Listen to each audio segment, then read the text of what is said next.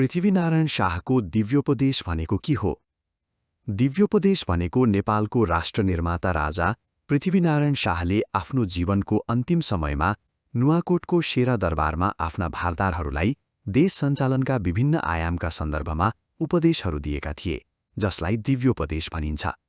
अर्को शब्दमा, उनले आफ्ना दुई भाइ र भारदारहरूलाई आफ्नो जिन्दगीको सङ्घर्ष र अनुभवको परिवेशमा राष्ट्र निर्माणको राजनैतिक, आर्थिक, सामरिक तथा सांस्कृतिक पक्षका बुदाहरू दिएका उपदेशलाई दिव्योपदेश भनिन्छ। दिव्योपदेशमा उनले राष्ट्र सञ्चालन, कूटनीति, अर्थतन्त्र, सेना र समाज व्यवस्थापनबारे महत्त्वपूर्ण विचार व्यक्त गरेका छन्। दिव्योपदेशका आधारमा नीतिको वर्गीकरण गर्दा वैदेशिक, आर्थिक र प्रशासनिक गरी 3 वर्गमा विभाजन गर्न सकिन्छ। दिव्योपदेश भनी नामाकरण गर्ने व्यक्ति योगी नरहरिनाथ हुन्। यसलाई नेपालको प्रारम्भिक राजनीतिक दर्शन, राष्ट्रिय नीति र शासन सिद्धान्तको आधारभूत दस्तावेज मानिन्छ। यसलाई नेपालको पहिलो राजनैतिक मार्गदर्शन पनि मानिन्छ।